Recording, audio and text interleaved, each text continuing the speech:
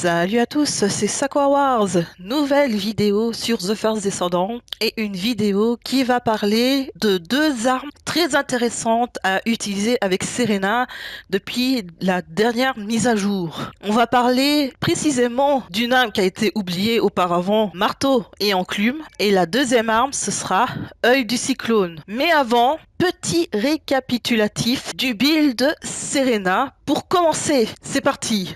Pour ce build bien spécifique avec Serena, on va utiliser un réacteur de singularité ardent et précisément avec des options où il sera marqué délai de réutilisation des compétences et durée des compétences augmentées. Au niveau des composants externes, ce sera les composants externes d'armurerie ascendant. Comme vous pouvez voir, avec bien sûr au maximum récupération des PM. Au niveau de la modulation archéonique, on va rester sur l'attaque des armes à feu, sur les munitions, et on va bien sûr utiliser la cellule mutante, neutralisation de la défense. Au niveau du build, le build va un petit peu changer par rapport à celui que j'utilisais avant avec relique restaurée. Celui-ci change un peu. Bien sûr, comme module transcendant, on va rester sur IM, le module de déclenchement fuite archéonique.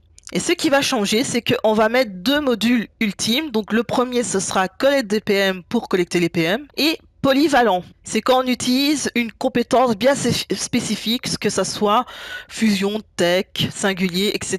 Ça va se focaliser sur le type de compétence qu'on va utiliser. Bien sûr, il y a un module des anciens qui est mis sur Serena. Pour ma part, le mien n'est pas assez intéressant pour le coup. Juste coût des compétences, le boost des compétences dimensionnelles et durée des compétences augmentées. On va utiliser accélérateur de stimulation pour les PV et bien sûr PV augmenté pour forcément les PV. Portée optimale, c'est pour la portée des compétences et quand vous allez utiliser votre arme, bien sûr. Durée optimale pour prolonger la compétence que vous allez utiliser, c'est-à-dire la quatrième compétence qui utilise le marteau. Ça va permettre d'utiliser encore un peu plus longtemps la compétence en question. Et conversion de PM aussi pour le temps de rechargement des compétences. Et ça, conversion optimale, ça va permettre de conserver de façon optimale les compétences, ce qui est important. Comme vous pouvez voir, on va utiliser, il est caché derrière là, mais le chien, le limier de Vesper, comme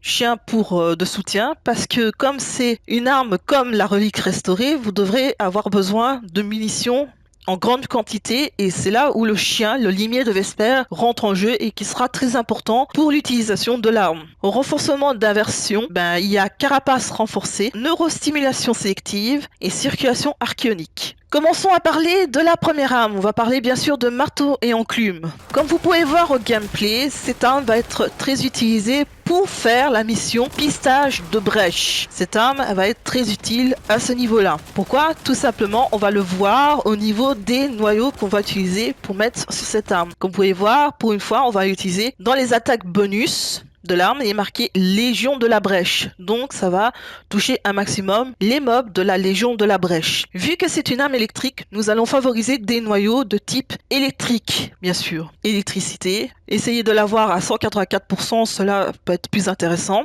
Et on peut voir ici que pour les noyaux, il y a un noyau qui va être très utile pour utiliser l'arme. Ça va être le noyau de précision de tir au jugé. Pourquoi? Parce que comme vous allez utiliser Serena, forcément vous allez vous mettre à voler. Et le tir avec une arme va être moins précis. C'est pour ça qu'on va favoriser donc le noyau de précision de tir au jugé pour justement faciliter la tâche à Serena quand elle va tirer sur les ennemis. Et comme un autre noyau, ce sera le taux d'augmentation du chargement de grappin. C'est pour pouvoir être plus facile, être plus mobile, pour pouvoir faire les déplacements lors de la mission. Au niveau du build, voilà en quoi consiste le build de marteau et enclume. Donc vous pouvez voir sur cette arme le build pour marteau et enclume.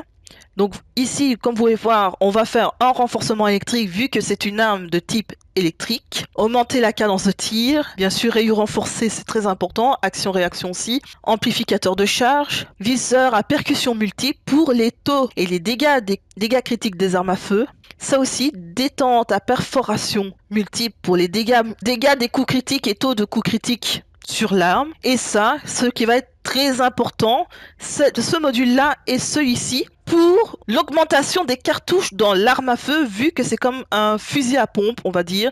Donc c'est des cartouches qui seront limitées. Donc il faut vraiment impérativement mettre des modules par rapport à la quantité de munitions dans vos armes. Cette arme est très utile justement, comme je vous ai dit, pour faire la mission pistage de brèche. Parlons maintenant de la deuxième arme aussi qui est très intéressante avec Serena, c'est Œil du Cyclone, arme obtenable dans le pass de combat actuel. Donc si vous ne l'avez pas encore, allez voir dans votre pass de combat actuel et vous pouvez obtenir cette arme gratuitement. Alors pour cette arme, qui est aussi comme marteau et enclume, une arme de type électrique, donc on va favoriser l'attaque électricité, comme vous pouvez voir dans les noyaux ci-dessous. Donc il y aura attaque d'électricité en principal, l'attaque des armes à feu, bien sûr la cadence de tir qui est très important et les dégâts critiques des armes à feu. Pareil pour le réajustement de l'arme. On va aussi favoriser l'électricité, l'attaque des armes à feu aussi. Comme vous pouvez voir sur le gameplay de cette arme, là on peut l'utiliser dans des missions ordinaires comme dans les plaines d'action où vous pourrez tirer facilement sur les vaisseaux pour pouvoir les détruire,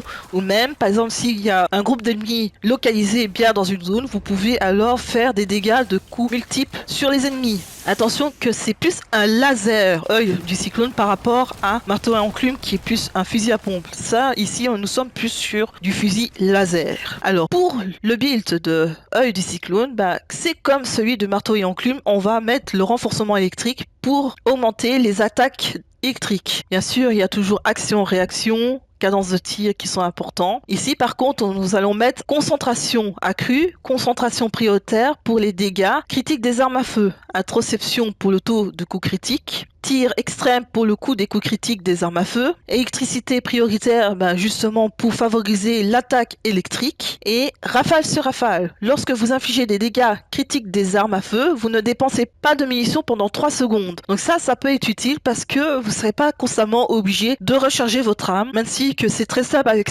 Serena, il suffit d'utiliser sa troisième compétence qui permet de faire un espèce de propulsion qui recharge instantanément son arme à feu. Mais ça peut être quand même toujours utile. Je ne sais pas si vous possédez une de ces armes, si vous les utilisez, si vous utilisez ce build. N'hésitez pas à me le dire en commentaire, j'ai très hâte de les lire. C'est ici qu'on va s'arrêter là. N'hésitez pas à liker, commenter. Si c'est pas encore fait, abonnez-vous à ma chaîne YouTube. Je suis en stream tous les soirs à 19h sur Twitch. N'hésitez pas à me faire un petit coucou. Mon Discord, Sakura Play, n'hésitez pas à le rejoindre pour ne pas rater aucune information sur The First Descendant. Et je vous dis ciao ciao.